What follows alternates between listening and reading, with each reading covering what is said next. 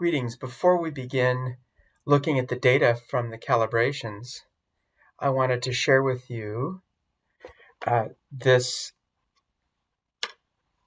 physical demonstration of what the innards of the tipping bucket rain gauge look like. This is the bucket or the part that tips. This is the tipping cup, if you like. Water fills one side, causes it to get heavy, it tips, then water fills the other side, causes it to get heavy, which then tips, and it keeps going. And then there's a device in here called a data logger, which counts the number of tips that the bucket makes, and it gives the exact time of the tip. And this is what the data set we're looking at consists of. Now this tipping bucket, this is covered with this little blue cap here to keep it dry, but the whole mechanism is covered with this bucket here. So water enters the bucket and it goes down this little grate here and then enters the tipping bucket. The grate makes it go down into a straight line that enters the tipping bucket. What I did in this experiment, what I do is I put a ½ liter of water in here, let it flow down, and I count the number of tips. And so by doubling that number, I can determine how many tips it would tip if there were a liter of water that flowed slowly through the tipping bucket rain gauge.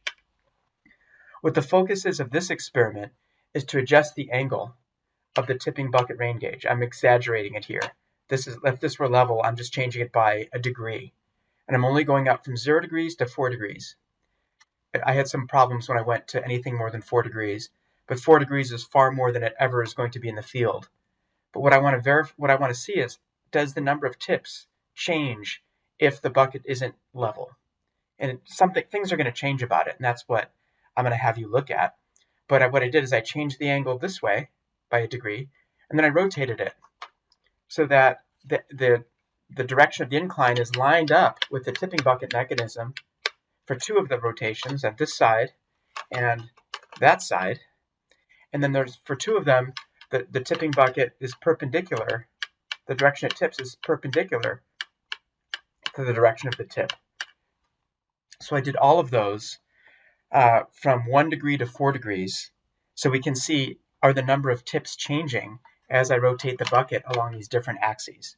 And that's what the data you're going to look at is going to give you some idea of. And I'll talk about the data now. Now I want to show you the data that we're looking at. What happens is, after each calibration, I download the file that contains the time of each tip. And each run consists of a date and a time that you can see in the columns A and B here. And then column C is kind of redundant. It just basically says there was a tip. But if I know the time and the date, that's enough to tell me there was a tip. But anyway, these are the 3 numbers that come out. And then what I do is I add up all the tips over here. And it tells me that it tipped. In this case, I used the sum command, the sum feature in Microsoft Excel, which adds the values on each of the cells and gives me a total. And that total, as you saw a minute ago, is 58. I don't know why it's not doing it now. Thank you for Excel for not showing that. Maybe I have to put a number in there. But in any case, yeah, it's thinking it's a text box. So I'm going to go General, see if that helps. In any case, if I go to another one, you'll see that the sum is shown there. So this is 1 degree, where it's tipped in direction 1, where direction 1 is the direction along the axis of the rain gauge of the tipping bucket portion. So 1, where on the labels down here where it says 1 degree, that means it was tipped 1 degree. And 1 means that position 1, which is this, which is in line with the tipping bucket mechanism, was the 1 degree. 3 is the other one where it's lined up. So when I go to 1 degree number 3, that's where it's 180 degrees flipped from number 1. So I would expect they would be really similar. And then 2 and 4 are where it's tipped like this, where it's tipped perpendicular to the direction of the tipping mechanism. So for these 4 degrees here, 1 degree down here, 2 degrees, let's see if I keep going, there are 4 trials on each degree. 3 degrees, 4 degrees, And I wanted to go to 5 degrees, but I started having problems. But I seemed to manage to get 1 and 2, positions 1 and 2 at the 5 degree, but then I ran into problems. So I'm just going to go up to 4 degrees. I think that will be enough to see what's going on. Now there's a couple things of interest in the data here. One, of course, is that sum, which, as you can see here, is somewhere between 58 and 62. The question I have is, does that number change as the degrees change and as the orientations from 1 to 4 change? So I've already collected the data, so it's up to you to tell me, do they look the same? How much do they vary? You can graph them for the different angles. See what you can do to make the data stand out. If there's anything about it that should stand out, what are the conclusions that we can draw from it? At least do a graph, perhaps, of these numbers for the different cases of the tipping angle and the rotation. So there's two things you can change there: the tipping angle and the rotation of the bucket. So it could be 4 different graphs at the 4 different angles, showing all the different rotations on each of those. You could put them even all on one set of axes, and that would be an interesting thing to show. The other thing that you can look at, if you have the time and inclination, I have one image of it, is actually graphing all of the tips. They're going to be different whether the bucket is lined up with the angle of rotation or whether it's perpendicular to it. And let me show you what I mean.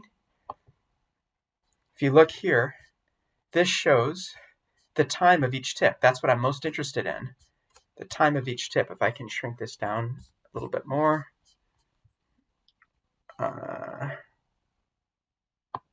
There we go. Each of those dots represents a tip. I don't really care about what's on the y-axis. That's basically a 1 saying it tipped. But the time here, and we're going to see that the spacings between subsequent tips are going to be different depending on the angle of orientation. That's kind of interesting to show. So any of those that you want to look at and show would be something else that could be part of the analysis of how tipping the rain gauge affects how the tips are collected and the total number of tips that are collected for a given run. And so any of this, have at it and see what you can come up with. The data are here, they're in the file, and let me know if you have questions. I realized in the video I just showed that you didn't really see what the x-axis was here. So this, of course, I said the y-axis is just a 1, which doesn't mean much, but the x-axis is time. So if you blow this up, you'll see that it shows the time, which the time itself isn't that interesting. What's more interesting is the spacing between them. You'll see that the spacing may vary depending on which of the bucket mechanisms is, what the angle of the tilt is. And yeah, and so that spacing between them won't necessarily always be the same. In some cases, they'll be really close, and then next one they'll be further apart, then they'll get close again, then further apart. So that's the thing that you could look at as well, is just looking at a graph of the time of each of the tips and seeing if you can make some sense out of that. All right. I realized in the video I just showed that you didn't really see what the x-axis was here. So this, of course, I said the y-axis is just a 1, which doesn't mean much, but the x-axis is time. So if you blow this up, you'll see that it shows the time, which the time itself isn't that interesting. What's more interesting is the spacing between them. You'll see that the spacing may vary depending on which of the bucket mechanisms is, what the angle of the tilt is. And yeah, and so that spacing between them won't necessarily always be the same. In some cases, they'll be really close, and then next one they'll be further apart, then they'll get close again, then further apart. So that's the thing that you could look at as well, is just looking at a graph of the time of each of the tips and seeing if you can make some sense out of that. All right.